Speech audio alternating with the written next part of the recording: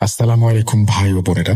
আমি ইসমাইল, বর্তমানে ইসলামাবাদ থেকে ঘটনাটি বলছি। গত 11 বছর ধরে আমি অস্ট্রেলিয়ার সিডনি শহরে আছি। তার আগে 3 বছর ইউকেতে ছিলাম। তারপর এখানে চলে আসি, কারণ আমার স্টুডেন্ট ভিসা ছিল। বিদেশে নতুন জীবন, কাজ খোঁজা খুবই কঠিন ছিল, বিশেষ করে স্টুডেন্ট ভিসা নিয়ে। প্রথম 2 বছর আমাকে প্রচুর সংগ্রাম করতে হয়েছে। 6 বছর ধরে অদৃশ্য কিছু শক্তি, বিভিন্ন জাদু টোনা কিংবা জিনপরির ব্যাপারে ব্যক্তিগত অভিজ্ঞতা হয়েছে আমার। এমন অবস্থায় আমি অস্ট্রেলিয়াতে থাকতে থাকতে এসব বিষয়ে নিজের মতো করে গবেষণা করতে শুরু করি। একসময় আল্লাহর রহমতে নিজের একটা ছোট ব্যবসা গড়ে তুলি, কর্পোরেট গাড়ি ভাড়া দেয়ার। আমার ব্যবসা ও জীবনের ঘটনা।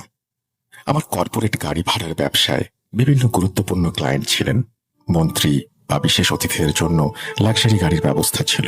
কখনো কখনো গাড়ি 1 সপ্তাহ বা 2 সপ্তাহের জন্য বুক করা হতো। ব্যবসার শুরুতে অনেক কাঠখড় পোড়াতে হয়েছে। নিজে নিজে কোম্পানি রেজিস্টার করেছি, ব্যবসার প্রসার বাড়াতে চেষ্টা করেছি। ধীরে ধীরে আল্লাহর রহমতে ব্যবসা জমে ওঠে, আর এই বিজনেসে আরো কিছু গাড়ি যোগ করতে সক্ষম হই। একসময় নিজের জীবনযাপনও একটু পরিবর্তিত হয়। নতুন গাড়ি কেনা, নতুন মোবাইল নেয়া কিংবা ছোট বড় জিনিস কেনা, এই সব কিছুই বন্ধুদের সাথে শেয়ার করতাম, ছবি দিতাম সোশ্যাল মিডিয়ায়। ভ্রমণ আমার খুব পছন্দের। প্রতি সপ্তাহে কোথাও না কোথাও ঘুরতে যেতাম, বন্ধুদের সঙ্গে আনন্দ করতাম। মা অনেকবার বলেছেন, স্মাইল, এত বেশি শো অফ করা ঠিক না, এতে অনেকের নজরে পড়ে যেতে পারো। কিন্তু তখন আমার এসব কথা শোনার সময় ছিল না। 2015 সালে জীবন অনেকটাই স্থিতিশীল হয়ে গিয়েছিল। পাকিস্তানে গিয়ে নতুন একটা গাড়ি কিনে ফেললাম, যদিও আগে থেকেই একটা গাড়ি ছিল। মা তখনও বলেছিলেন এত তাড়াহুড়া না করতে। উনি বললেন যে যখন বাড়িতে আগে থেকেই গাড়ি আছে, তখন নতুন গাড়ি কেনার দরকারটা কি। কিন্তু আমি চাইতাম আমার পরিবারের মধ্যে আমার কাছে সবচেয়ে ভালো গাড়ি থাকুক। ওই সময় আমি 2-3টা বিয়েতে গেস্ট হিসেবেও গিয়েছিলাম। সেখানে আমি বেশ পরিচিত হয়ে উঠেছিলাম। সবাই ধরেই নিয়েছিল আমার কাছে অনেক টাকা আছে আর দামি জিনিসপত্রও আছে। তাই আমি অনেকেরই নজরে পড়ে গিয়েছিলাম। এমনকি যাদের সঙ্গে আগে কখনো কথা হয়নি, তারাও আমাকে ডাকতে শুরু করলেন। তখন থেকেই আমি এঙ্গেজ ছিলাম। আমার মামার মেয়ের সঙ্গে এঙ্গেজমেন্ট হয়ে গিয়েছিল। তারা একটা কোয়ার্টারে থাকতেন, কিন্তু এঙ্গেজমেন্টের খবর থাকা সত্ত্বেও কিছু আত্মীয় স্বজন এসেছিলেন তাদের মেয়ের বিয়ের প্রস্তাব নিয়ে। তারা আম্মিকে বললেন, আমরা আমাদের মেয়ের জন্য প্রস্তাব দিতে এসেছি। আমি বললেন, ইসমাইলও তো আগে এঙ্গেজমেন্ট হয়ে গেছে ওর মামার মেয়ের সঙ্গে, তাদের সম্পর্কও ঠিক আছে। তারপরও কিভাবে এটা জানার পরেও আপনারা প্রস্তাব নিয়ে এলেন? তারা বলতো, এঙ্গেজমেন্ট তো ভাঙাও যেতে পারে। এটা শুনে আমারও অদ্ভুত লাগলো। কয়েকদিন পর আমি আবারও অস্ট্রেলিয়ায় ফিরলাম আর আমার কাজে যোগ দিলাম। দেশে ফেরার 12 থেকে 14 দিন পর একদিন সকালে স্বাভাবিকভাবে কাজে বের হলাম আর অফিসে চলে গেলাম। অফিসে গিয়েই কাজ শুরু হয়ে গেল। আমার বাসা সিডনি শহর থেকে 30 থেকে 40 মিনিটের ড্রাইভ ছিল। অফিস থেকে বের হয়ে ফিরছিলাম, পথে হঠাৎ গাড়ি কোনো কিছুর ওপর উঠে গেল। সঙ্গে সঙ্গে টায়ার ফাটার শব্দ পেলাম। আমি চিন্তায় পড়ে গেলাম, কিছুই বুঝতে পারছিলাম না। রাস্তায় কিছু ছিল না, আর আমি খুব সতর্কতার সাথে গাড়ি চালাচ্ছিলাম। যেখানে দাঁড়িয়েছিলাম সেখানেই গাড়ি থামালাম। নেমে দেখি বাম পাশের 2টা টায়ারই ফেটে গেছে। আমার কাছে একটা টায়ার ছিল আর একটা ছিল না। তাই রাস্তার পাশে দাঁড়িয়েই সাইট অ্যাসিস্ট্যান্টকে ফোন করলাম। সে এসে আমার গাড়ি লোড করলো। আমি এবার নিজে একটা উবার বুক করলাম। বাসায় ফিরলাম। বাসায় এসে মোবাইলটা দেখলাম, কিছুক্ষণ পর ঘুমিয়ে পড়লাম। এটাই সেই রাত যেখান থেকে ঘটনার শুরু। বুঝতেও পারিনি আমার সাথে কি হচ্ছে। রাত 3টার দিকে ঘুম ভেঙে গেল। কেউ আমার বুকে আঘাত করলো। প্রচন্ড ব্যথা আর হৃদস্পন্দন খুব দ্রুত হচ্ছিল। চমকে উঠে দেখি শরীর ঘামে ভিজে গেছে, হাত পা ঠান্ডা হয়ে গিয়েছিল, শরীরে প্রবল ব্যথা, সম্পূর্ণ বাহু ও চোয়ালে ব্যথা। আমি চিৎকার করে উঠলাম। আমি বন্ধুদের সঙ্গে থাকতাম। পাশের রুমের বন্ধু দৌড়ে এসে আমার অবস্থা দেখে সঙ্গে সঙ্গে আমাকে গাড়িতে তুলে নিয়ে হাসপাতালে চলে গেল। নার্স আমার আঙুলে একটা মেশিন লাগালো, যা ব্লাড প্রেশার দেখার যন্ত্র। এটাকে বলে অক্সিমিটার। অক্সিমিটার লাগিয়ে আমার হার্টবিট দেখলো যে 320-এর ওপরে। তখনই জরুরি বাটন চেপে ব্লু কোড ডাকা হলো, কারণ আমার অবস্থা খুবই সংকটাপন্ন। তখনই আমাকে আইসিইউতে নিয়ে যাওয়া হলো, আমাকে ওষুধ প্রদান করা হলো। আমি কিছু বুঝে উঠতে পারছিলাম না আমার সাথে কি হচ্ছে। সব টেস্ট হলো, রিপোর্ট একদম স্বাভাবিক, আমি সম্পূর্ণ সুস্থ। ডাক্তাররা অবাক, কিভাবে এটা সম্ভব? হার্টবিট এত দ্রুত, বুকের ব্যথা, কিন্তু কিছু ধরা পড়ছে না কেন? যাই হোক, সুস্থ হয়ে বাড়ি ফিরে এলাম, কাজে ফিরে গেলাম। 2-3 দিন কেটে গেল, আবারও একই ঘটনা ঘটল। আবারও হাসপাতালে যেতে হলো। সিচুয়েশন আবার আগের মতোই। পরীক্ষা করলো ডাক্তার, সব ক্লিয়ার। এখন এটা একদম রুটিন হয়ে গেছে। প্রায় 3 দিন পর পর আমার এই হার্ট অ্যাটাক হয়। আমি একদম মৃত্যুর মুখে চলে যাই। হাসপাতালে যাই, টেস্ট করাই, কিন্তু সব রিপোর্ট নর্মাল আসে। ডাক্তাররা কিছুই বুঝে উঠতে পারছিল না সমস্যা কোথায়। অনেক বন্ধু আমাকে বলেছিল, তোমাকে দেশ ছাড়তে হবে, পাকিস্তানে যেতে হবে। এখানে ডাক্তাররা কেবল টেস্টের ওপর নির্ভর করে, ওখানকার ডাক্তাররা অনেক ভালো। আমি পাকিস্তানে ফিরে এলাম। আমার বাড়ির সবাই আমাকে একটা হসপিটালে ভর্তি করলো। আমার সব ধরনের টেস্ট করা হলো। তখন আমার অবস্থা এমন ছিল যে দিনে 2-3 বার আমার অ্যাটাক হতো। আমি সব সময় যন্ত্রণায় থাকতাম, একদম শান্তি পেতাম না। তখন হাসপাতালের স্টাফরা আমাকে ঘুমের ওষুধ দিত। আমি ঘুমিয়ে থাকতাম, আর চোখ খুললেই আবার যন্ত্রণায় ভুগতাম। শ্বাস নিতে কষ্ট হতো, কাঁধে ভারী ওজন অনুভব করতাম। মনে হতো কেউ যেন কাঁধে একটা চাপ দিচ্ছে, আর শ্বাস নেওয়া খুব কঠিন হয়ে যেত। আমার অবস্থা দিন দিন খারাপ হচ্ছিল, কিন্তু রিপোর্টগুলো নর্মাল। ঠিক তখনই মামা আমার অবস্থা দেখে আমার মাকে বললেন, আভা, এটা হয়তো বা জাদু বা নজর হতে পারে। আমার পরিবার ও আমি এসব বিষয়ে কখনো বিশ্বাস রাখতাম না। জাদু টোনা, ভূত প্রেত এসব আমাদের কাছে অবাস্তব ছিল। মানুষ বলে ওর উপর জাদু হয়েছে, এগুলো সাধারণত বলা কথাই ভাবতাম, কিন্তু আমরা কখনো বিশ্বাস করতাম না। মামা বললেন, মনে হয় অন্য কিছু আছে, ওকে স্পিরিচুয়াল হিলারের কাছে নিয়ে যাওয়া উচিত, কারণ এত টেস্ট করেও কিছু ধরা পড়ছে না। মামারা একজন পরিচিত কারি সাহেবকে চিনতেন, ভালো মানুষ। তারা ধনী কেউ ছিলেন না। ওনাকে ডেকে আনা হলো। তিনি এসে আমাকে দেখলেন। তিনি দোয়া দুরুদ পড়তে শুরু করলেন। পড়া চলার সময় মনে হচ্ছিল আমার হার্ট ধুকপুক করছে, মাথা থেকে যেন আগুন নেমে আসছে পা পর্যন্ত।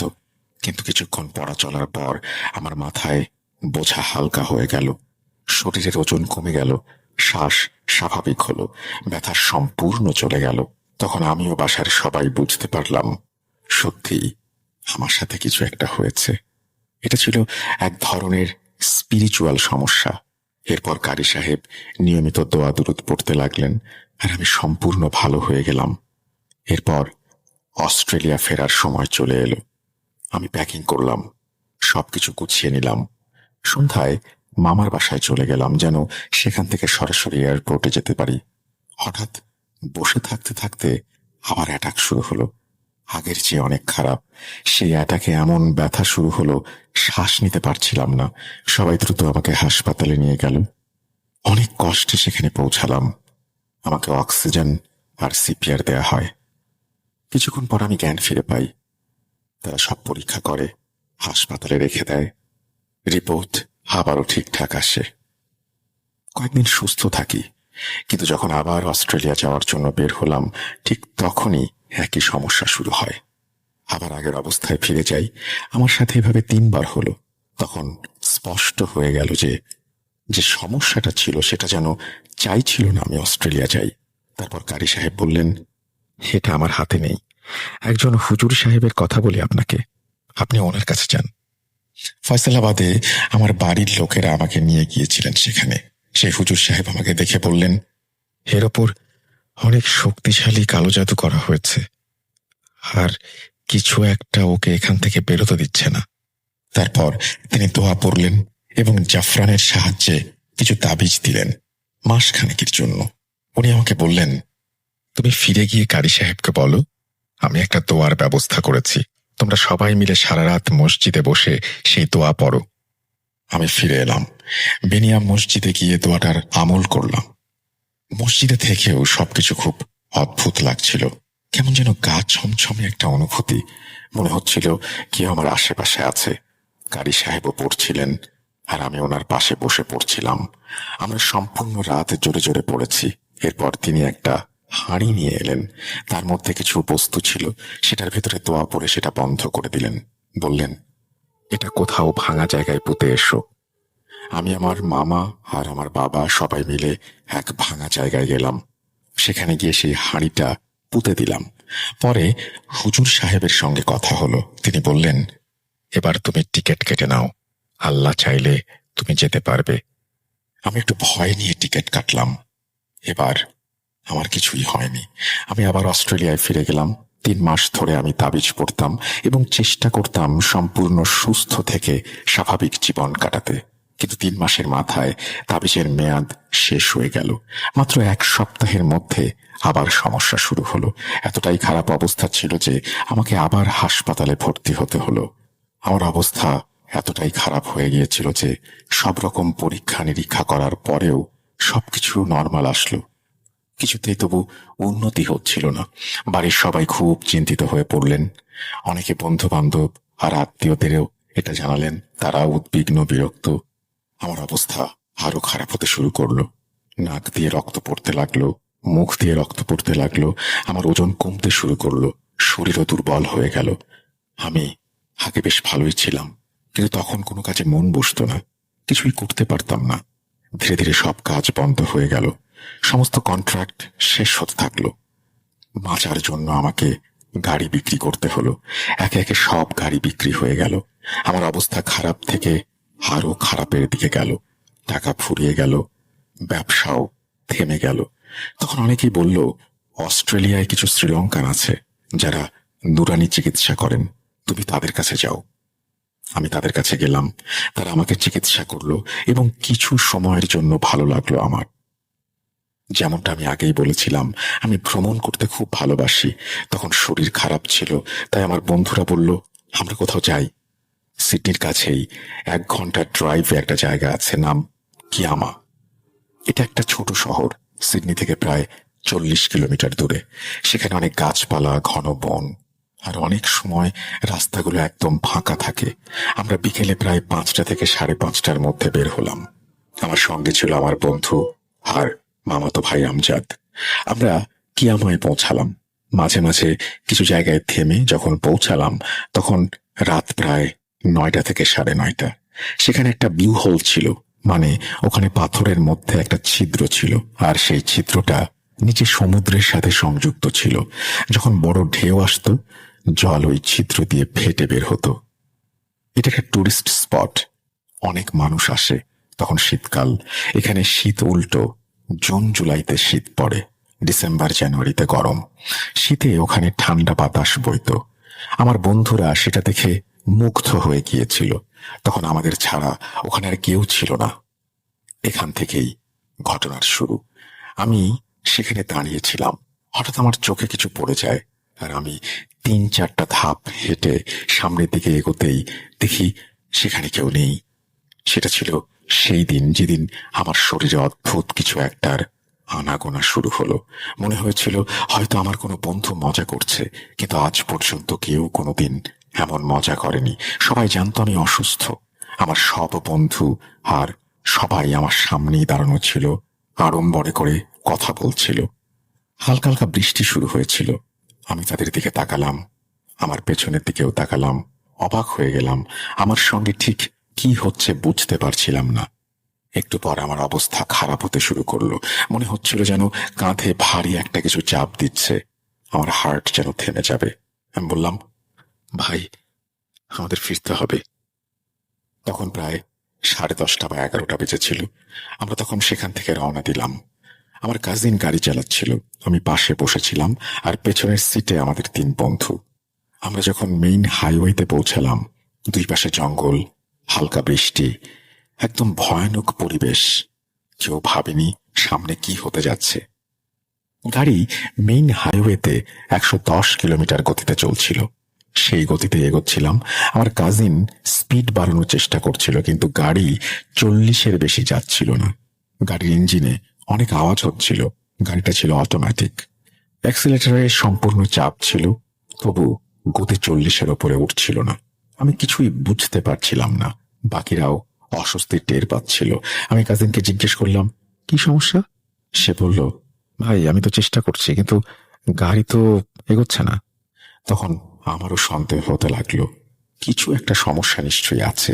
হয়তো আমাদের সঙ্গে কিছু একটা ঘটতে চলেছে। একটা অজানা ভয় আমাদের ঘিরে ধরল। আমি আগেই সবাইকে বলেছিলাম, ধীরে ধীরে সবাই দোয়া পড়তে থাকো। সবাই জানতো আমার শরীরে সমস্যা চলছে, কিন্তু হঠাৎ করেই শরীর আরো খারাপ হয়ে গেল।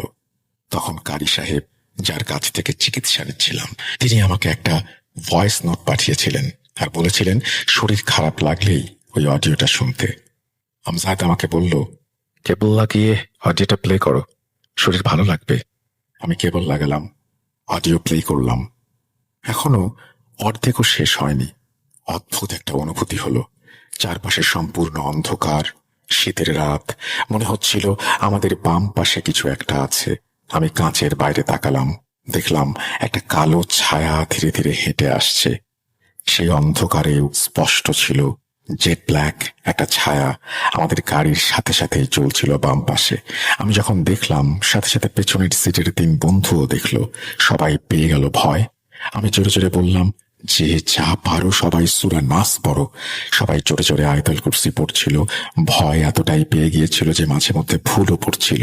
তারপর মনে হলো গাড়িটা আরো ভারী হয়ে গেল। ওই পরিস্থিতি বলে বোঝানো যাবে না। আপনারা যদি কল্পনা করেন তাহলে হয়তো বুঝতে পারবেন। আমাদের গাড়ি চালানোই কষ্টকর হয়ে গিয়েছিল। আমার হঠাৎ খুব খারাপ লাগতে শুরু করলো। হুঁশও চলে গেল। কিছু বুঝতে পারছিলাম না আমার সঙ্গে কি ঘটছে। পরে আমজাদ আর বাকি বন্ধুদের বর্ণনায় গাড়ির ভেতর যেন কিছু একটা ঢুকে পড়েছিল, আর আমি যেন ঠিকভাবে নিজেকে সামলাতে পারছিলাম না। মনে হচ্ছিল আমার মধ্যে অদ্ভুত এক শক্তি এসে ভর করেছে, যার ফলে আমি নিজেকে আর নিয়ন্ত্রণ করতে পারছি না। ঘন জঙ্গল, ভয়ঙ্কর রাস্তা, দূরে দূরে কোনো মানুষের বসতি নেই, কোথাও গাড়ির চিহ্নও নেই। আর ওরা সবাই চেষ্টা করছিল আমাকে আগের অবস্থায় ফেরানোর জন্য। ওরা কিছু একটা পড়ছিল, আমার উপর ফোঁ দিচ্ছিল, আমাকে নিয়ন্ত্রণে আনার চেষ্টা করছিল, কিন্তু কিছুতেই কিছু হচ্ছিল না। অবশেষে অনেক কষ্টে ওরা আমাকে সামলাতে পারলো। আমরা একটা ছোট্ট শহরে পৌঁছালাম। সেখানে ওরা গাড়ি থামালো, আমাকে নামিয়ে শুইয়ে দিল, আমার মুখে পানি দিল। চেতনা ফিরতে একটু সময় লেগেছিল। হঠাৎ মনে হলো কেউ যেন আমাকে ধাক্কা মেরে ফেলে দিয়েছে। শরীরের হাড় গোড় সব ভেঙে গেছে। আমরা 3-4 ঘন্টায় 1.5 ঘন্টার পথ পাড়ি দিলাম। অনেক দেরি করেছিলাম। রাত প্রায় 3:30 থেকে 4টায় আমরা বাড়ি পৌঁছালাম। বাড়ি ফিরে মনে হচ্ছিল চারপাশে কিছু একটা ঘুরছে, কখনো এদিকে আসে, কখনো ওদিকে চলে যায়।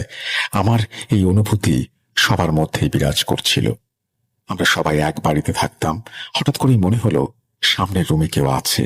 কিছু একটা কটমট শব্দ হচ্ছিল, মনে হচ্ছিল শুধু আমিই শুনতে পাচ্ছি। আমি আমজাদকে বললাম, তুমি কি শুনছো কেউ হাঁটছে? সেই রুমটা ছিল রান্নাঘরের পাশে। আমজাদ আমার দিকে তাকালো, মাথা নাড়ল। সবাই খুব গম্ভীর। যাই হোক, সেদিন রাতে সবাই এক রুমে ঘুমালাম আর রুমেই থাকলাম, কারণ সবাই খুব ভয় পেয়েছিলাম। এরপর থেকে সেই অদ্ভুত ঘটনাগুলো ঘটতে লাগলো। রান্নাঘরে হাঁড়ি পাতিলের শব্দ, নিজে থেকেই দরজা খুলে যাওয়া, এসব ভয়ানক কাহিনী শুরু হয়ে গেল। পরদিন রাতে আমরা সবাই নিচে বসে ডিনার করছিলাম। ওপরে ফ্যানের সাথে একটা লাইটও ছিল। হঠাৎ ফ্যানটা শব্দ করতে শুরু করলো আর হালকা কেঁপে উঠল। সবাই ওপরে তাকালাম আর বললাম, কেউ ভয় পেও না, খাওয়া চালিয়ে যাও, সব ঠিক আছে। আমি বলতেই ফ্যানটা অনেক জোরে দুলতে শুরু করলো। অনেকেই উঠে দৌড়ে চলে গেল। আমি একাই বসে রইলাম। পায়ে অদ্ভুত অনুভূতি হচ্ছিল। বাকিরাও টের পেল। সেই অনুভূতি ক্রমেই বাড়তে লাগলো। তখন আমি ঘরে ঘুমানোর সিদ্ধান্ত নিলাম। বাকিদেরও বললাম আমার রুমে থেকে যেতে, যেন কোনো সমস্যা হলে সবাই পাশাপাশি থাকি। তখন চারপাশটা ভারী হয়ে উঠেছিল। এসবের পর রাতে ঘুম আসতো না, আর ঘুম না এলে অদ্ভুত সব শব্দ শুনতাম। এখানকার বেশিরভাগ ঘর কাঠের, তাই মনে হতো কেউ যেন কাঠে নখ দিয়ে আঁচড় কাটছে। কখনো আবার বাইরে গাড়ির দরজা বন্ধ করার শব্দ, কখনো কারো কাশির শব্দ ভেসে আসতো। আমার রুমের পেছনে একটা ফ্ল্যাট ছিল, যেখানে 2 ভাই থাকতো। এক রাতে ঘুম আসছিল না। হঠাৎ ফ্ল্যাট থেকে কারো জোরে কাশির শব্দ শুনতে পেলাম, থামছেই না। সকালে আমার রুমমেটদের বললাম, ওই যে 2 ভাই যারা একসাথে থাকে, তাদের এক ভাই সারাদিন কাশছিল, নিশ্চয় অসুস্থ। কেউ কি একটু দেখে এসো। আমরা যখন সেই দুই ভাইয়ের খবর জানতে গেলাম, দেখলাম তাদের দরজায় তালা। আমরা সবাই সামনের উঠোনে বসেছিলাম। দুপুর 12টার পরে দুই ভাইয়ের মাঝে বড় ভাই এলো। আমি তাকে জিজ্ঞেস করলাম, ভাই, তোমরা কেমন আছো? তোমাদের মধ্যে এভাবে রাতে কে আসছিল? এখন কি অবস্থা? বড় ভাই খুব অবাক হয়ে আমার দিকে তাকিয়ে বললেন, কি বলছো? আমি বললাম, তোমাদের মাঝে কেউ একজন তো অসুস্থ, তাই না? সারা রাত কে এসেছে? সে অবাক হয়ে বলল, না, আমার ছোট ভাই তো পাকিস্তানে গিয়েছিল, আর আমি তো সারা রাত কাজ করছিলাম, ঘরেই ছিলাম না। আমি বললাম, হ্যাঁ সরি ভাই, হয়তো ভুল বুঝেছি। কিন্তু বুঝতে পারছিলাম এটা হয়তো সেই অচেনা শব্দ, যা আসলে কোনো মানুষের ছিল না। আমি নিয়মিত 5 ওয়াক্ত নামাজ পড়তাম। সকালে কোরআন পড়তাম, বিকেলেও পড়তাম। একদিন আসরের সময় আমি কোরআন পড়ছিলাম। আমার পাশে ছিল পানি ভরা একটা বোতল। পড়া শেষে বোতলটা বন্ধ করে টেবিলের উপরে রাখলাম। ঘর থেকে বের হচ্ছিলাম, হঠাৎ বোতলটা উড়ে এসে আমার পিঠে লাগলো। সেটা 1.5 লিটারের সম্পূর্ণ পানি ভর্তি একটা বোতল। পেছন ফিরে দেখি বোতলটা মেঝেতে পড়ে আছে। যাই হোক, আমি বোতলটা তুলে নিলাম। আল্লাহ, তিনি আমাকে এতটা সাহস দিয়েছিলেন যে আমি ভয় পাইনি। জানতাম আমার আশেপাশে কিছু একটা হচ্ছে। আমি শুধু নিজের সঙ্গে কথা বলতাম। তখনও বলছিলাম, কেন বিরক্ত করছো? কি হয়েছে? আমি কি করেছি? কেন আমাকে এভাবে কষ্ট দিচ্ছ? এটা আমার পানি, এটা নষ্ট করো না। এরপর বোতলটা আবার টেবিলেই রেখে দিলাম। সেই রাতে বাথরুমে যাওয়ার সময় দরজায় দোয়া পড়ছিলাম। বাথরুম থেকে বের হয়ে দরজা বন্ধ করলাম। ঘরের দিকে যেতে দেখি বাথরুমের দরজা নিজে থেকেই খুলে গেল। আবার বন্ধ করলাম। একটু এগোতেই দরজা আবার খুলে গেল। তৃতীয়বার দরজা খুলতেই রেগে গিয়ে বললাম, কেন বারবার দরজা খোলো? বন্ধ রাখো, আমাকে আর কষ্ট দিও না। তারপর দরজা বন্ধ করে চলে এলাম। এরপর আর দরজা খুলল না। এমন ঘটনা আরো বহুবার ঘটেছে। আমি আর পারছিলাম না ভেবে বেঁচে থাকতে। তাই পাকিস্তানে নিজের বাড়িতে যোগাযোগ করি। করাচির কাজমি সাহেব ছিলেন খুবই বয়স্ক। তার সঙ্গে যোগাযোগ করলাম, সব ঘটনা বললাম। তিনি বললেন, তোমার শরীরের মাপ মতো একটা নীল সুতা নাও, 7 স্তর গুঁজে 7টি গিঁট দাও, প্রতিটি গিঁট বেঁধে একটা করে সূরা পড়ে ফু দাও। তারপর সুতাটি চুলার উপরে পুড়িয়ে ফেলো। যখন পোড়াবে, গরুর মাংসের গন্ধ আসবে। নিশ্চয়ই তোমার সাথে কিছু একটা আছে। তোমাকে এভাবেই এগোতে হবে। আমি যখন ওই আমল করছিলাম তখন গন্ধটা খুব বাজে লাগছিল। এই ব্যাপারে সবাই সাক্ষী, যারা ছিল তারা আরো বেশি জানে। আমি যখন ওই ওয়াজিফা করছিলাম তখন বাড়িতে একজন ছেলের সঙ্গে ছিলাম। বাড়িতে আল্লাহর 99 নামের একটা ফ্রেম টাঙানো ছিল। আমি ওয়াজিফা করার সময় মনে হচ্ছিল বাড়ির মধ্যে যেন কিছু একটা ঘুরছে, ওখান থেকে এখানে কিছু ফেলে দিচ্ছে। মানে সম্পূর্ণ বাড়ি যেন অস্থির, কিন্তু কিছুই দেখতে পাইনি। যাই হোক, আমার ওয়াজিফা শেষ করলাম। এরপর আমার উপর এইসব ঘটনা যেন আরো বাড়তে শুরু করলো। কিছুদিন পর পর আমি পজেসড হয়ে যেতাম। মনে হতো কিছু একটা আমার ভেতরে ঢুকে যাচ্ছে। তখন কেউ আমাকে নিয়ন্ত্রণ করতে পারত না। এরপর এক ভদ্রলোক ছিলেন, হুজুর ওয়ানি সাহেব। সম্পূর্ণ পাকিস্তান কমিউনিটিতে তাকে সবাই চিনতেন। একদিন এক আননোন নাম্বার থেকে ফোন এলো। সে বলল, বাবা, শুনেছি তুমি এমন অবস্থায় আছো। আমি একজনকে চিনি, সে লেবানিজ, চিকিৎসা করে। তার মাধ্যমে একজন ছেলে ভালো হয়েছে। একটা মেয়ে 8 বছর ধরে অসুস্থ ছিল, সেও চিকিৎসায় সুস্থ হয়ে উঠেছে। আমি তখন সেই লেবানিজ চিকিৎসকের কাছে আমার বন্ধুদের সাথে এবং ওয়ানি সাহেবের সাথে গিয়েছিলাম। লোকটা যখন আয়াত শুরু করলো, আপনি বিশ্বাস করবেন না, আমি নিজেই বুঝতে পারছিলাম না আমার ভেতর কি হচ্ছে। কারণ তার আয়াত পড়ার সময় আমার শরীরের ভেতরে মনে হয় এক অদ্ভুত কিছু ঢুকে গিয়েছিল। আর ওই দিন হুজুর সাহেব আর অন্যরা বলল, তারা যে জিনিসটা দেখেছে সেটা ছিল নাকা বন্ধ। এমন কিছু তারা আগে কখনো দেখেনি। সবাই আমাকে সামলানোর চেষ্টা করছিল। লোকটার যেখানে বসার জায়গা ছিল তার সামনে আমি উন্মাদের মতো আচরণ করছিলাম, আর সব জিনিস তুলে এখানে ওখানে ছুঁড়ে মারছিলাম। ওই সব জিনিস তুলতে আমার ভেতরে শক্তি ছিল না। আমার ওজন তখন মাত্র 40 কেজি। আমি একেবারে শুকিয়ে গিয়েছিলাম, তবুও ভেতর থেকে এত শক্তি পাচ্ছিলাম যা দিয়ে সব জিনিস এদিক ওদিক ছুঁড়ে ফেলা যায়। তারপর সবাই মিলে আমাকে ধরে ফেলে মাটিতে শুইয়ে দিল। আমার শার্টের ভেতর থেকে পেটটা কাঁপছিল। তখন যিনি পড়া দিচ্ছিলেন তিনি আমার শার্ট তুলতেই দেখতে পেলেন আমার শরীরের ভেতর যেন একটা কিছু ছুটে বেড়াচ্ছে এদিকে ওদিকে। সবাই ততক্ষণে স্তব্ধ হয়ে রইলেন। ওয়ানি সাহেব বললেন, জীবনে প্রথম এমন কিছু দেখলাম। লেবানিজ লোকটাও ভয়ে কাঁপছিল। আমার অবস্থা দেখে সে নিজেই আয়াত পড়া বন্ধ করে দেয়। তারপর আমার মুখে পানি ছিটিয়ে দিলে আমি হুঁশ হারিয়ে ফেলি। যখন একটু সুস্থ হই দেখি শরীর যেন ভেঙে পড়েছে, মনে হচ্ছিল কেউ যেন শরীরটা চুরমার করে দিয়েছে। তখন সেই লোকটা বলল, জীবনে এমন ভয়ঙ্কর কিছু দেখিনি, এটা খুবই বিপজ্জনক, হয়তো মেরে ফেলবে, জীবিত রাখবে না। তাই এটা সাধারণত কোনো স্বাভাবিক বিষয় নয়, কারো সামনে খোলাসা করারও নয়। যাই হোক, লোকটা এটাও মানা করে দেয় যে আমি যেন তার কাছে না যাই। এখানে সৌদির মানুষ ছিল, আমি তাদের কাছে যেতাম, তারা রুকাইয়া করত, আমি যোগ দিতাম, তারা মাঝে মাঝে লাঠি মারত। আর যখন আমি উঠতাম মনে হতো হাড় ভেঙে গেছে, পায়ের দাগ থাকতো, যেগুলো মারার কারণে হতো। অনেক চেষ্টা করেছিল, কিছু হয়নি, ভালো হতে পারিনি। যখন একটু সুস্থ হতাম বন্ধুরা ডেকে নিত। আমার সব গাড়ি বিক্রি হয়ে গিয়েছিল, কাজ বন্ধ হয়ে গিয়েছিল। মাঝে মাঝে শুধু 2-1 দিন কাজ করতাম টিকে থাকার জন্য। পাকিস্তানে যেতে চাইতাম না, কারণ পড়াশোনা করছিলাম এবং ডিগ্রি শেষ না হওয়া পর্যন্ত থাকতে চেয়েছিলাম। আমি বুঝতে পেরেছিলাম, আমি যখন বলতো শো অফ ভালো না, তখন আমি বুঝিনি। আমি যখন সোশ্যাল মিডিয়া থেকে একেবারে বিচ্ছিন্ন হয়ে গিয়েছি, নিয়মিত 5 ওয়াক্ত নামাজ পড়ছি, সবকিছু ঠিকঠাক করছি, তখনই এক বন্ধু বারবিকিউতে ডাকলো। সেখানে মিউচুয়াল ফ্রেন্ডের মাধ্যমে বাংলাদেশে এক মেয়ের সঙ্গে পরিচিত হলাম। মেয়েটি আমার অবস্থা দেখে চিন্তিত হয়ে পড়ল। সে কাতার এয়ারওয়েজে কাজ করত। পরে বাংলাদেশে ফিরে গিয়ে সে তার খালার সাথে আমার বিষয়ে কথা বলল, জানালো আমার সাহায্য দরকার। এর মাঝে আমি পাকিস্তানে গিয়েছিলাম। এমন কোনো শহর নেই যেখানে যাইনি চিকিৎসার জন্য। মুলতান, লাহোর, করাচি, কোয়েটা, সব জায়গায় গেছি, তবুও ঠিক হয়নি। সেই সময় আমার এঙ্গেজমেন্টটাও ভেঙে গিয়েছিল, কারণ মেয়ে বলল এমন অসুস্থ মানুষের সঙ্গে আমি জীবন কাটাবো কিভাবে। যাই হোক, বাংলাদেশি মেয়েটা তার খালার সঙ্গে কথা বলে। এরপরে ওনারা এক লোকের কাছে যায়। আমাকেও আম্মুর পারমিশন নিয়ে সেই লোকের কাছে নিয়ে যায়। ওখানে গিয়ে আমি লোকটাকে সবকিছু খুলে বলি। তখন লোকটা আমার সবকিছু শুনে 30 মিনিটের মতো একটা রুমে গিয়ে নামাজ আদায় করে বললেন আমার উপর নাকি মিশরীয় জাদু লেগেছে। এই জাদু এখন খুব কম লোকই জানে। উনি আরো জানালেন এর সাথে হাজার হাজার জিন এসে জমা হয়, যা এক মুহূর্তের জন্য ফুঁসফুঁস ছাড়ে না। আর এই কারণেই আমার এই অবস্থা। কিন্তু লোকটা এটাও বলল আমি যেহেতু নামাজ পড়ি আর কোরআনের আমল করি, সেই কারণেও আমি আজও বেঁচে আছি। নামাজের নিয়ম ঠিকমতো না মানলে অনেক আগেই আমি মারা যেতাম। এই অভ্যাসই আমাকে টিকিয়ে রেখেছে।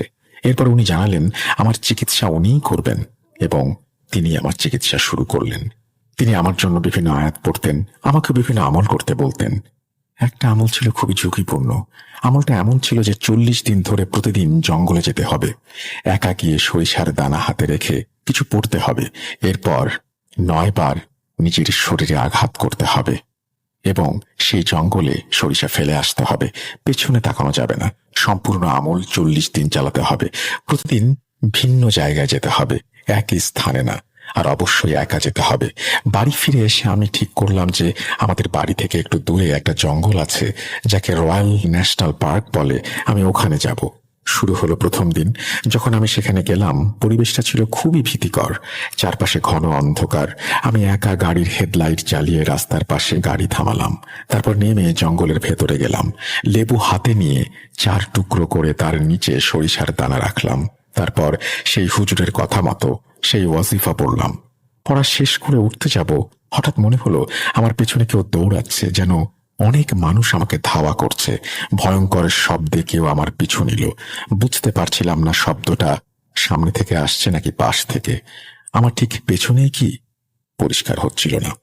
হুজুরের কথা আমার মনে ছিল, যেভাবে বলা হয়েছে ঠিক সেভাবেই আমাকে সাহস রাখতে হবে, পেছনে তাকানো যাবে না, সেখান থেকে বেরিয়ে আসতে হবে। আমি কোনো মতে দৌড়ে গাড়িতে উঠে বসলাম। নিজের সাথে লড়াই করছিলাম। গাড়ি নিয়ে দ্রুত চলে এলাম। আমাকে 40 দিন এভাবে আমল করতে হবে বলেছিলেন উনি, অথচ একদিনেই আমি ভয়ে অস্থির। ফিরে গিয়ে ওনাদের বললাম আমার সঙ্গে এমন ঘটনা ঘটেছে। ওনারা জানালেন এটা তো হবেই, এই সমস্যা থেকে মুক্তি পেতে হলে সহ্য করতে হবে। এরপর সাহস সঞ্চয় করে আমি আবার আমল শুরু করলাম। প্রতিদিনই অদ্ভুত অদ্ভুত কিছু ঘটত। প্রায় 20 দিন পেরিয়ে গেছে। একদিন আমল সেরে বাড়ি ফেরার পথে দেখি গাড়ির টায়ার পাংচার হয়ে গেছে। সামনের দিকটা একদম নিচে বসে গেছে। জঙ্গলের পরিবেশ এবং সেখানে টায়ার বদলানোর সাহস হলো না। পেছন থেকে অজানা অদ্ভুত আওয়াজ আসছিল। বাধ্য হয়ে গাড়ির মধ্যে বসে পাংচার টায়ারটাই আমি টেনে নিয়ে গেলাম। পরে কোনো এক পেট্রোল পাম্পে গিয়ে দেখি টায়ারের অবস্থা একদম খারাপ। তারপর ওখানে গিয়ে আমি টায়ার বদলালাম। এভাবেই দিনগুলো কাটতে লাগলো, আর ধীরে ধীরে সেই অদ্ভুত শব্দ আসা কমে গেল। আমার উপর থেকে বোঝা কমতে লাগলো। ধীরে ধীরে সবকিছু কেটে যেতে লাগলো। 2015 থেকে 2021 পর্যন্ত সময়টা এভাবেই কেটেছে। কখনো পজিটিভ ছিলাম, কখনো নেগেটিভ। সবকিছু একা একাই অনুভব করেছি। এর মাঝে একদিন ভোরে 2 দিন টানা কাজ করার পরে আমি গাড়িতে উঠলাম। তখন হঠাৎ গাড়ির মিররে দেখলাম পেছনে এক অদ্ভুত ভয়ঙ্কর মুখ, লম্বা কালো চুল, হিম শীতল চাহনি। আমি আচমকা পেছনে ফিরে তাকালাম, কিন্তু সেখানে কিছুই দেখতে পেলাম না। তাই আবার ফিরে এসে ঘরে ঢুকে ওয়াজিফা পড়া শুরু করলাম। এরপর আমি সেই লোকটিকে জানালাম আমি আর কাজ করতে পারবো না, কারণ শরীর ভালো নেই। এইভাবে মাঝপথে অনেক কিছু ঘটেছে যেগুলো আমি বলিনি। 6 বছরের একটা সময় ছিল। এই 6 বছরে অনেক কিছু হয়েছে আমার সাথে, কিন্তু সেই 40 দিনের আমল আমি সম্পূর্ণ করি আর আল্লাহর রহমতে সুস্থ হয়ে যাই। আপনাকে একটা ছোট ঘটনা বললাম। ওখান থেকে আমার চিকিৎসা শুরু হয়েছিল, আর ধীরে ধীরে আমি সম্পূর্ণ সুস্থ হয়ে উঠেছিলাম। মাশাআল্লাহ, সেই বাংলাদেশি মেয়েটাই এখন আমার স্ত্রী। কঠিন সময়েও আমার পাশে ছিল। সেই কারণেই আমি ওকে প্রপোজ করি। তারপর 2021 সালে আমাদের বিয়ে হয়। আর এখন আমরা অস্ট্রেলিয়ায় থাকছি। আল্লাহর কাছে অশেষ কৃতজ্ঞতা। আজও যখন এসব স্মৃতি মনে করি, মাঝে মাঝে মনে হয় কেউ যেন আমাকে দেখছে। কিন্তু বাস্তবতা হলো মানুষই শ্রেষ্ঠ সৃষ্টি। সাহস রাখতে হয়। সবচেয়ে বড় কথা, আমি কখনো ভয় পাইনি, সাহস ধরে রেখেছি।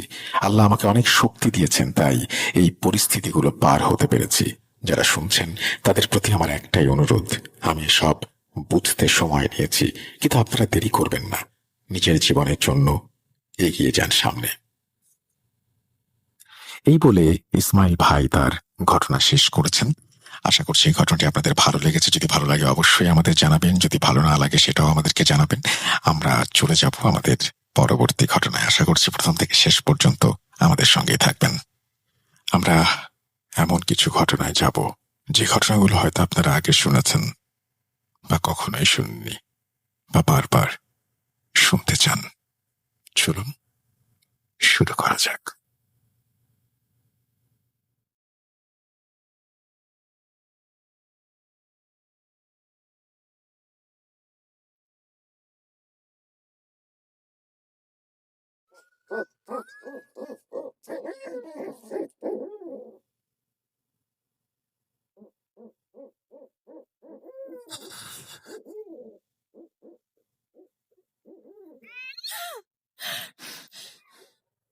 আচ্ছা, আবার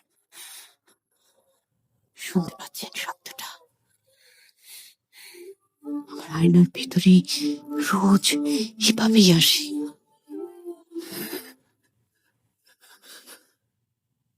Bhoot.com with Russell. ঈদের অগ্রিম শুভেচ্ছা জানিয়েই শুরু করতে চাই আমাদের আজকের ভূত.com। কারণ আজকে যখন ভূত.com-এর 229তম এপিসোড আমরা করছি, তখন অনেকেই হয়তো রওনা হয়েছেন বাড়ির পথে, যাচ্ছেন আপন জনের সাথে ঈদ উদযাপন করতে। সুতরাং আজকের এই দিনটা অত্যন্ত গুরুত্বপূর্ণ। এমনিতেই শুক্রবার, এবং সবচেয়ে বেশি মানুষ মনে হয় আজকে ট্রাভেল করছেন।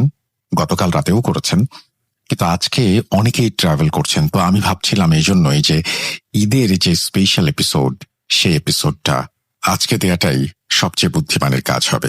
সো আমার মনে হয় যে আজকে আপনারা যারা যাচ্ছেন বিভিন্ন জায়গায়, তারা অনেক আনন্দেই আছেন, কারণ প্রিয়জনের সাথে আর অল্প কিছুক্ষণের মধ্যে হয়তো আপনাদের দেখা হবে। আপনাদের যাত্রা শুভ হোক, এবং এই যাত্রার সময়টাতে আমরা আপনাদের সঙ্গে থাকতে চাই। আর যারা যেতে পারেননি অথচ যেতে চেয়েছিলেন, তাদের জন্য আমার শুভকামনা রইল। কারণ আমি বিশ্বাস করি যে আপনারা যেতে পারেননি, ঠিক আছে, নানান ধরনের প্রবলেম থাকে, কিন্তু ঈদের সময় খুশিতে ঈদ উদযাপন করাটাই সবচেয়ে বড় কথা। নিশ্চয়ই কোনো একটা কারণ ছিল, যে কারণটির কারণে আপনি যেতে পারেননি, এবং সেই কারণটিও কিন্তু গুরুত্বপূর্ণ কারণে। সুতরাং মন খারাপ করার কিছু নেই। আর যারা যাচ্ছেন তাদের জন্য তো শুভকামনা রইলই।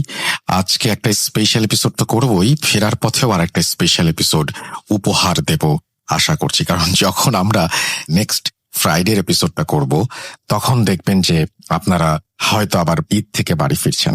কালকেও একটা স্পেশাল এপিসোড হবে। ঈদের দিন কোনো এপিসোড হবে কিনা আমি ঠিক আপনাদেরকে বলতে চাচ্ছি না এই মুহূর্তে, অনেক হয়তো জেনেও গেছেন।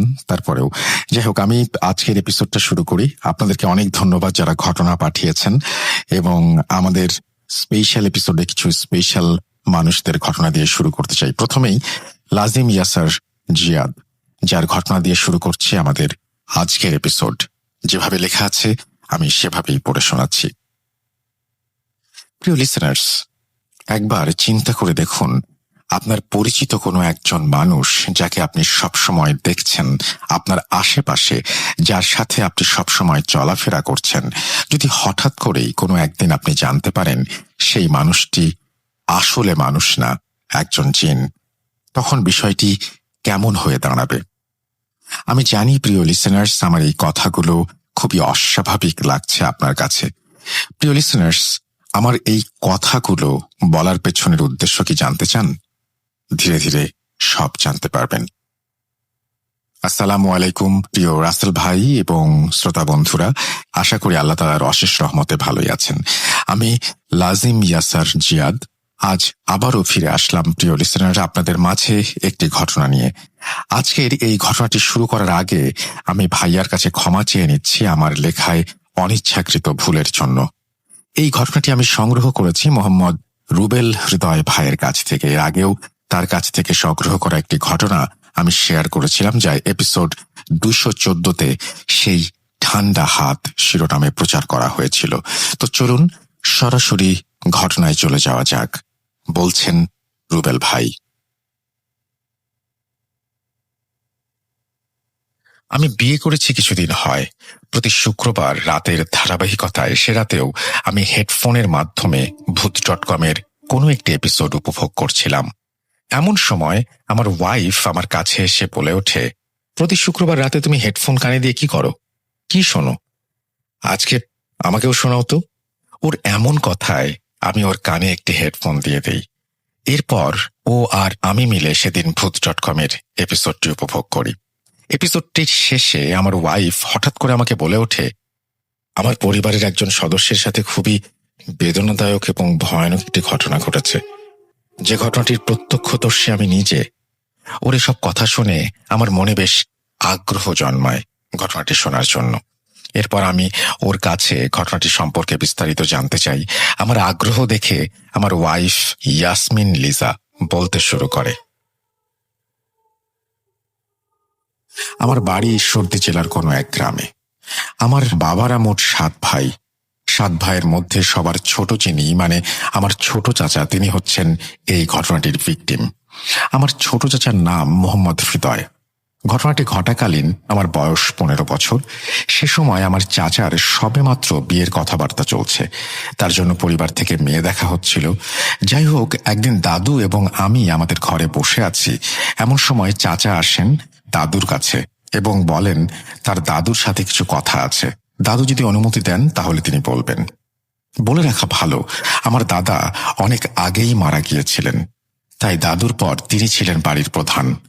এরপর দাদু অনুমতি দিলে চাচা বলতে শুরু করেন, মা, আপনারা তো আমার বিয়ের জন্য মেয়ে দেখছেন, তবে আমার এখানে কিছু কথা আছে যা আপনাদের বলা খুবই দরকার। আমি যদি আমার পছন্দে বিয়ে করি তাহলে আপনাদের কি কোনো আপত্তি আছে? এই কথাটা বলার পেছনে কারণ হচ্ছে আমার পছন্দের একটা মেয়ে আছে।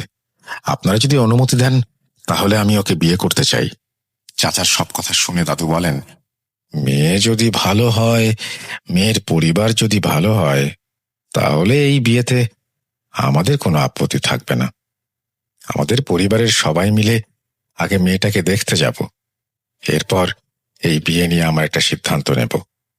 দাদুর সব কথা শুনে চাচা বলেন, ঠিক আছে মা, আপনারা যা সিদ্ধান্ত নেবেন তাই হবে। আমি কাল লিজাকে নিয়ে ওদের বাড়িতে যাই এবং তাদের এই বিষয়টা জানিয়ে আসি যে আমরা কালকের পর তাদের বাড়িতে সপরিবারে আসছি মেয়ে দেখার জন্য। আমি আমাদের বাড়ির একমাত্র মেয়ে হওয়ায় আমাকে সবাই খুব আদর করত, অনেক ভালোবাসতো। বিশেষ করে আমার ছোট চাচার কাছে আমি ছিলাম অনেক আদরের। যাই হোক, যা বলা সেই কাজ। পরদিন দুপুরে চাচা আমাকে এসে বলেন, তাড়াতাড়ি রেডি হয়ে নে তো, কাকিদের বাসায় যাব তোর। চাচার কথা শুনে আমি খুশি মনে কিছুক্ষণের মধ্যে রেডি হয়ে যাই এবং চাচা আর আমি কাকিদের বাসায় যাওয়ার উদ্দেশ্যে বের হয়ে পড়ি হেঁটে। একটা সময় আমরা পায়ে হেঁটে চলে আসি আমাদের বাসা পার হয়ে। কিছু দূর এগোলেই একটা জঙ্গল আছে, সেখানে চাচা আমাকে সেই জঙ্গলের ভেতর দিয়ে নিয়ে হাঁটতে শুরু করেন। চাচা, আমরা এই জঙ্গলের ভেতরে যাচ্ছি কেন? আমার এমন প্রশ্ন শুনে চাচা বলে ওঠেন, এই জঙ্গলের ভেতর দিয়ে কিছু দূর এগোলেই তোর কাকিদের বাসা, এজন্য আমরা জঙ্গলের ভেতর দিয়ে যাচ্ছি। যাই হোক, হেঁটে কিছু দূর এগিয়েছি, এমন সময় আমাদের সামনে দৃশ্যমান হয় খুবই পুরনো একটি টিনের বাড়ি। এরপর চাচা এবং আমি মিলে সেই বাড়ির উঠোনে গিয়ে দাঁড়াই। বাড়ির উঠোনে গিয়ে দাঁড়াতেই চাচা মালতী মালতী বলে ডাকতে শুরু করেন। মালতী নামটি শুনেই আমি বুঝে যাই চাচা যাকে পছন্দ করেন এটা তারই নাম। চাচার ডাক শুনে কিছুক্ষণের মধ্যেই বাড়ি থেকে বের হয়ে আসেন সাদা শাড়ি পরিহিত একজন অপরূপ সুন্দরী নারী। বাড়ির থেকে বাইরে আসলেই তিনি শুরুতে আমার নাম জিজ্ঞাসা করেন। এরপর উঠোনে দাঁড়িয়ে দাঁড়িয়ে আমাদের সাথে কিছুক্ষণ কথা বলেন। কথা শেষে সে আবার আমাদের ঘরের ভেতরে নিয়ে যান এবং বসতে দেন। বাড়িটা বাইরে থেকে দেখতে খুব একটা ভালো না হলেও বাড়ির ভেতরটা অনেক সাজানো গোছানো। যাই হোক, কাকি আমাদের বসতে দিয়ে চলে যান রান্নাঘরের দিকে। ওনাকে রান্নাঘরের দিকে যেতে দেখে আমি মালতী কাকির পিছু পিছু রান্নাঘরে যাই। রান্নাঘরে প্রবেশ করে আমি দেখতে পাই অনেক ফলমূল ও মিষ্টি সাজানো আছে, কিন্তু হাঁড়ি পাতিল বা চুলা নেই। রান্নাঘরে কাকির সাথে আমি কিছুক্ষণ বিভিন্ন কথা বলি। কথা শেষ হলে আমি আবার চাচার কাছে এসে বসে পড়ি। এরপর কাকি রান্নাঘর থেকে আমাদের জন্য বিভিন্ন খাবার নিয়ে আসেন। খাওয়া দাওয়া শেষ করে চাচা কাকিকে উদ্দেশ্য করে বলতে শুরু করেন, আপনার আর আমার বিয়ের ব্যাপারে আমি আমার বাবা মার সাথে কথা বলেছি গতকাল। আমরা সপরিবারে আপনাকে আগামীকাল দেখতে আসছি। আপনার মা কোথায়? তাকেও দেখছি না। এই ব্যাপারে আপনার মার সাথে আজ আমি কথা বলতে এসেছি। চাচার সব কথা শুনে চাচি বলে ওঠেন, মা ওনার ঘরে শুয়ে আছেন, আপনারা বসুন, আমি মাকে ডেকে আনছি। এই বলে কাকি চলে যান ঘরে। কিছুক্ষণের মধ্যেই কাকি ফিরে আসেন একজন বৃদ্ধ মহিলাকে সাথে করে। সেই বৃদ্ধ মহিলাটি এসে আমাদের সামনে বসেন। এরপর চাচা কাকির মাকে উদ্দেশ্য করে বলতে শুরু করেন, আসসালামু আলাইকুম। আপনি যদি আমাকে অনুমতি দেন তাহলে আমি কিছু কথা বলতে চাচ্ছিলাম। ওয়ালাইকুম সালাম। হ্যাঁ বাবা, বলো, কি বলতে চাচ্ছ? কোনো সমস্যা নেই। সম্মতি পেয়ে চাচা আবার বলতে শুরু করেন, আপনার মেয়েকে আমি অনেক পছন্দ করি, ওকে আমি বিয়ে করতে চাই।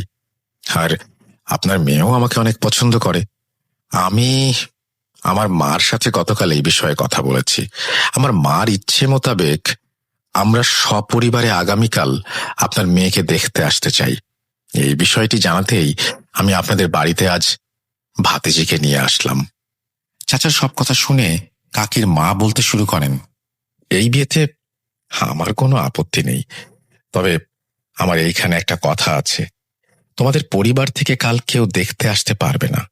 তুমি যদি আমার মেয়েকে বিয়ে করতে চাও তাহলে তুমি এখন যেমন একা এসেছো, এভাবেই একা এসে আমার মেয়েকে বিয়ে করে নিয়ে যেতে হবে। আর তোমার আর আমার মেয়ের বিয়ে পড়াবেন আমাদের পরিচিত একজন কাজী সাহেব। এছাড়া অন্য কেউ এই বিয়েতে উপস্থিত থাকতে পারবে না। এই বিয়েতে এটাই আমার শর্ত। এই বলে কাকির মা আমাদের সামনে থেকে উঠে আর কিছু না বলে ঘরে চলে যান। এমন অবস্থা দেখে চাচা আর আমি দুজনে অনেক অবাক হয়ে যাই। এরপর চাচা মালতী কাকির সাথে কথা বলেন এই বিষয়ে। মালতী কাকিও ওনার মা যেমনটা বলেছেন তেমনটা না হলে উনি বিয়ে করতে পারবেন না বলে চাচাকে জানিয়ে দেন। যাই হোক, এরপর চাচা এবং আমি মালতী কাকির কাছ থেকে বিদায় নিয়ে তাদের বাড়ি ত্যাগ করে চলে আসি। বাসায় এসে চাচা দাদুকে, আমার বাবাকে এবং অন্যান্য চাচাদের মালতী কাকির মার শর্তর কথাটি জানান। এই সকল কথা শুনে বাড়ির সবাই এই বিয়েতে দ্বিমত পোষণ করেন। সবাই বলেন, এটা কোনো শর্ত হলো? এটা কোনোভাবেই আমরা মেনে নেব না। চাচা সবার কথা শুনে বলে ওঠেন, আমি যদি বিয়ে করি তাহলে ওই মেয়েকেই করব, এছাড়া আমি বিয়ে করব না। এই বলে চাচা বাড়ি থেকে বেরিয়ে যান। এই সময় উপস্থিত আমরা সবাই লক্ষ্য করি চাচার চোখে মুখে খুবই অস্বাভাবিক একটি ভাব। যাই হোক, এভাবেই কাটতে থাকে দিনগুলো। একদিন হঠাৎ চাচা বিকেলের দিকে বাসায় আসেন মালতী কাকিকে নিয়ে। চাচা এবং মালতী কাকিকে দেখে আমাদের পরিবারের সবাই আমরা একত্রিত হই। পরিবারের সবাই আসলে চাচা বলতে শুরু করেন, আমি নিজ ইচ্ছায় মালতীকে বিয়ে করে এনেছি এই বাড়িতে। এই বিয়েতে যদি তোমাদের কোনো আপত্তি থাকে তাহলে এতে আমার কিছু যায় আসে না, আর যদি তোমরা আমাদের খুশি মনে মেনে নাও সেটা তোমাদের ইচ্ছা। চাচার এই ধরনের কথা শুনে বাড়ির সবাই রেগে যান এবং দাদি চাচাকে ঘর থেকে বের করে দেন। চাচা বাড়ির সবার এমন আচরণ দেখে চলে যান তার ঘরে। চাচা অনেক আগে নিজের 2 রুম বিশিষ্ট একটি ঘর তৈরি করেছিলেন। এরপর থেকে এভাবেই চলতে থাকে চাচা এবং মালতী কাকির জীবন। তারা খুবই সুখে শান্তিতে নিজেদের জীবন অতিবাহিত করছিলেন। আমাদের পরিবারের বা বাড়ির কেউ চাচা এবং মালতী কাকির সাথে কথা বলতেন না, আর চাচা এবং মালতী কাকিও আমাদের বাড়ির কারোর সাথে কথা বলতেন না। ঘটনার শুরুতেই বলেছি চাচা আমাকে অনেক আদর করতেন, সেই সুবাদে মালতী কাকিও আমাকে অনেক আদর করতেন। কিছুদিনের মধ্যে মালতী কাকির সাথে আমার বেশ ভাব জমে যায়। এভাবেই অতিবাহিত হয়ে যায় একটি বছর। ছেলেটির নাম রাখা হয় আসিফ। চাচার ছেলে হওয়ার পরও আমাদের বাড়ি থেকে কেউ তাদের এই বিয়েটি মেনে নেন নাই। বাড়ির কেউ মেনে না নিলেও চাচা এবং কাকির এই বিষয়ে আক্ষেপ ছিল। যাই হোক, এই সমস্ত বিষয় ছাড়া তাদের জীবন সুখেই কাটছিল। সেদিন রাতেও আমি চাচাদের বাসায় চাচাদের বেডরুমের পাশের রুমে শুয়ে আছি। এমন সময় আমি শুনতে পাই চাচা তাদের বেডরুম থেকে চিৎকার করে কাকিকে উদ্দেশ্য করে বলছেন, আচ্ছা, একটা বিষয় আমি কোনোভাবেই বুঝতে পারছি না।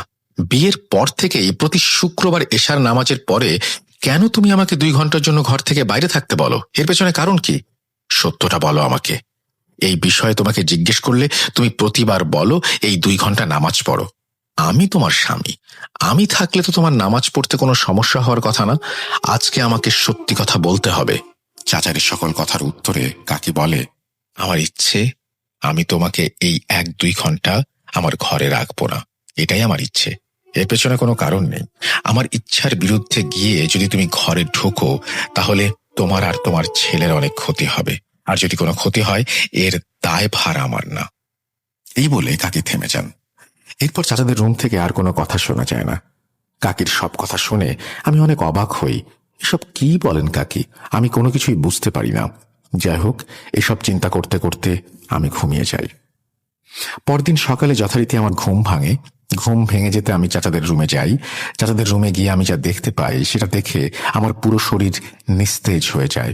চাচাদের রুমে প্রবেশ করতে আমি দেখতে পাই চাচা এবং চাচাতো ভাই তাদের নিথর দেহ পড়ে আছে মেঝেতে। তাদের দুজনের মুখ থেকে রক্ত বেরিয়ে পুরো মেঝেতে ছড়িয়ে ছিটিয়ে আছে। এই সকল দৃশ্য দেখে আমি সাথে সাথে দৌড়ে আমাদের বাড়িতে গিয়ে সবাইকে ডেকে নিয়ে আসি। আমাদের বাড়ির সবাই এসে এসব দেখে কান্নায় ভেঙে পড়েন। আমাদের পুরো বাড়িতে ছেয়ে যায় শোকের ছায়া। এসব ঘটনার আকস্মিকতায় আমরা সকলেই ভুলেই গিয়েছিলাম মালতী কাকির কথা। এরপর সকলেই মিলে মালতী কাকিকে খোঁজাখুঁজি করতে শুরু করি, কিন্তু কোথাও পাওয়া যায় না। এমন অবস্থা দেখে আমি তখন সকলকেই চাচা এবং মালতী কাকির যে কথাগুলো গতকাল রাতে আমি শুনেছিলাম সে বিষয়ে জানাই। এ সকল কথা শুনে আমাদের পরিবারের কিছু মানুষ মিলে আমাকে নিয়ে মালতী কাকিদের বাড়িতে যাওয়ার উদ্দেশ্যে রওনা দেয়, কারণ আমি ছাড়া মালতী কাকিদের বাড়ির ঠিকানা আর কেউ জানত না। যাই হোক, এরপর আমি সবাইকে নিয়ে যাই মালতী কাকিদের বাড়ির ঠিকানায়। মালতী কাকিদের বাড়ির ঠিকানায় পৌঁছে উপস্থিত সবাই একটা বিষয় লক্ষ্য করে অবাক হয়ে যায়। সেখানে গিয়ে আমরা সবাই দেখতে পাই সেখানে ভাঙা চূর্ণ বিচূর্ণ একটি টিনের ঘর দাঁড়িয়ে আছে। দেখে মনে হচ্ছে বছরের পর বছর এখানে কারো আনাগোনা নেই। এসব বিষয় দেখে আমরা সবাই চলে আসি আমাদের বাড়িতে। এসব কি হলো? কেন হলো? কিভাবে হলো? কেন? কিছু আমি তখনও বুঝতে পারিনি। এরপর ওই দিন বিকেলে চাচা এবং তার ছেলেকে দাফন করা হয়। এসব ঘটনা ছড়িয়ে যায় আমাদের গ্রামে। সকলেই মালতী কাকির নামে মামলা করার কথা বলতে থাকে। আবার অনেকেই বলাবলি করতে থাকে মামলা করে কোনো লাভ হবে না, চাচা এবং চাচার ছেলেকে নাকি মেরেছে পিশাচিনী। এরপর আমাদের পরিবার থেকে এই ঘটনায় কেউ বাদী হয়ে মামলা করেনি, কারণ মালতী চাচির বাবার বাড়ির ঠিকানা কেউ জানত না, আর মালতী কাকিকে কোথাও পাওয়া যাচ্ছিল না। এমন অস্বাভাবিক একটি ঘটনা যার কোনো প্রকার কুল কিনারা কেউ করতে পারছে না। আমাদের পরিবারের সবাই এটুকু বুঝে গিয়েছিল যে ঘটনা যেটা ঘটে গেল সেটা কোনো স্বাভাবিক খুনের ঘটনা না, এতে বড় কোনো রহস্য লুকিয়ে আছে, কিন্তু কেউ এই রহস্যের খোলাসা করতে পারছে না। এই জন্য এই ঘটনার 4 দিনের মাথায় আমার দাদুর পরামর্শে আমার বাবা আমাদের এলাকার নাম করা একজন ভালো কবিরাজকে আমাদের বাড়িতে নিয়ে আসেন এবং একদম শুরু থেকে শেষ পর্যন্ত ঘটে যাওয়া সকল ঘটনা সেই কবিরাজকে বিস্তারিতভাবে বলেন। ওই দিন সকল ঘটনা শুনে তিনি পরের দিন এশার নামাজের পর আমাদের বাড়িতে আসবেন বলে সেদিনের মতো আমাদের বাড়ি ত্যাগ করেন। পরদিন যথারীতি কবিরাজ তার কথা মতো এশার নামাজের পর আমাদের বাড়িতে আসেন। বাড়িতে এসেই কবিরাজ আমার দাদুকে এবং সকলকে উদ্দেশ্য করে বলতে শুরু করেন, আপনার ছেলে যাকে বিয়ে করেছে এই বাড়িতে নিয়ে এসেছিল সে কোনো মানুষ ছিল না, সেই ছিল নরকের পিশাচিনী। এইসব পিশাচিনীদের কাজ হচ্ছে কোনো মানুষকে বিয়ে করা এবং বিয়ের পর তাদের সন্তান যখন হবে সেই সন্তানকে বলি দেওয়ার মাধ্যমে নিজের শক্তি বৃদ্ধি করা। এই পিশাচিনীকে সবসময় আপনার ছেলের সাথে মানুষের রূপে থাকতে হতো, কিন্তু এই পিশাচিনীদের একটি বৈশিষ্ট্য হচ্ছে প্রতি শুক্রবার রাতে একটি নির্দিষ্ট তিথিতে এরা নিজেদের আসল ভয়ানক রূপে ফিরে আসে কিছু সময়ের জন্য। এই সময় কেউ যদি তাদের নিজের রূপে দেখে ফেলে তাহলে সেই পিশাচিনীদের অনেক ক্ষতি হয় এবং তাদের কাজে বিঘ্ন ঘটে। সেই পিশাচিনীকে আপনার ছেলে সেদিন তার আসল রূপে দেখে ফেলেছিল, এই জন্যই সে আপনার ছেলে এবং সেই বাচ্চাটিকে হত্যা করে চলে গিয়েছে। আর হ্যাঁ, লিজাকে যত তাড়াতাড়ি পারেন এখান থেকে সরিয়ে ফেলেন অন্য কোথাও। ঈশ্বরদীতে লিজা কখনো যেন আর না আসে, এখানে আসলে ওর ক্ষতি হওয়ার সম্ভাবনা আছে। এই বলে কবিরাজ আমাদের বাড়ি ত্যাগ করে চলে যান। এর কিছুদিনের মধ্যেই ঈশ্বরদী থেকে আমাকে পাঠিয়ে দেওয়া হয় নানুদের বাসায়। আমি 2006 সালে ঈশ্বরদী শহর ছেড়ে এসেছি, এখন পর্যন্ত আর সেখানে যাওয়া হয়নি। আমি আমার নানির কাছে বড় হয়েছি, নানিরা আমাকে বিয়ে দেন। আমার সবাই থাকতেও আমি বড় হয়েছি অনাথের মতো। এই বলে আমার ওয়াইফ কান্নায় ভেঙে পড়ে। এই বলে রুবেল ভাই তার ঘটনা শেষ করেন। লিসেনার্স, হুট করেই আপনাদের একজনের সাথে পরিচয় হলো, এরপরে তার সাথে সবসময় আপনাদের দেখা হচ্ছে, কথা হচ্ছে। একটা সময় আপনি তার চলাফেরা লক্ষ্য করতে শুরু করলেন। যদি কোনো একদিন হুট করেই জানতে পারেন মানুষ ভেবে যাকে আপনি বন্ধু করেছেন বা যার সাথে মিশছেন সে আসলে মানুষ না, একজন জিন, তখন বিষয়টি কেমন দাঁড়াবে একটিবার চিন্তা করে দেখবেন। পরিশেষে একটা কথাই বলতে চাই, বিশ্বাস করা বা না করা সম্পূর্ণ আপনাদের ওপর। ভাইয়াকে অনেক অনেক ধন্যবাদ আমার এই ঘটনাটি সময় নিয়ে পড়ার জন্য। প্রিয় লিসেনার্স, আপনারা সবসময় এভাবেই ভৌতিক আনন্দ পেতে থাকুন ভূত.com এর পাশে থেকে। আমি লাজিম ইয়াসার জিয়াদ আজ এখানেই বিদায় নিচ্ছি। খুব তাড়াতাড়ি ফিরে আসবো নতুন কোনো এপিসোডে, নতুন কোনো ঘটনা নিয়ে। আসসালামু আলাইকুম। এইভাবেই তিনি তার ঘটনা শেষ করেছেন। আমার মনে হয় যে এটা যেহেতু একটা খুনের বিষয়, সুতরাং নিশ্চয়ই এখানে একটা পুলিশ কেস কেউ বাদী হয়ে না করলে হয়তো একটা পুলিশি ব্যাপার ছিল, এখানে আইনি প্রক্রিয়া ছিল, সেটা হয়তো আপনি এখানে উল্লেখ করেননি, কিন্তু আমি ধরে নিচ্ছি একটা আইনি প্রক্রিয়া ছিল। যাই হোক, চমৎকার একটা ঘটনা, এবং একটা ঘটনার জন্য একটা মানুষ তার নিজের বাড়িতে যেতে পারে না, এটা খুবই অদ্ভুত একটা ব্যাপার। আপনাদের অনেক অনেক ধন্যবাদ এবং আশা করছি এই ঘটনাটি আপনাদের ভালো লেগেছে। যদি ভালো লাগে অবশ্যই আমাকে জানাবেন, যদি ভালো না লাগে সেটাও আমাকে জানাবেন। আমরা চলে যাব আমাদের পরবর্তী ঘটনায়। আশা করছি পরবর্তী ঘটনাটিও আপনাদের ভালো লাগবে। চলুন পরের ঘটনায় যাওয়া যাক।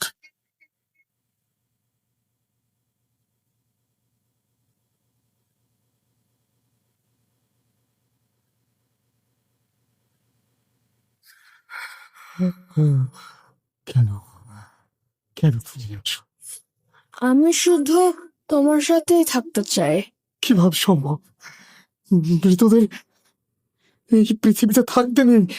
তুমি তুমি চলে যাও, চলে যাও, প্লিজ চলে যাও, চলে যাও।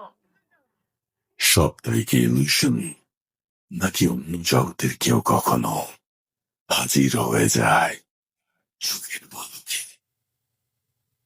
Voot.com with Russell. Welcome back.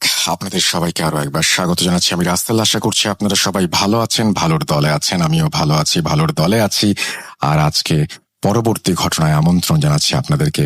ঈদের অগ্রিম শুভেচ্ছা আরো একবার। আপনাদের এই চলা আনন্দময় হোক এবং ঈদ ভালো কাটুক প্রিয়জনের সাথে, সবার সাথে, এই প্রত্যাশা রেখে আবারও চলে যাচ্ছে পরবর্তী ঘটনায়। এবং এবারের ঘটনাটি আমার খুব পছন্দের একজন স্টোরি টেলার সিফাত আলমের লেখা। আমরা যেভাবে সিফাত লিখেছেন সেভাবেই শুরু করছি। চলুন আমরা শুরু করি। মনে রাখবেন আমাদের আর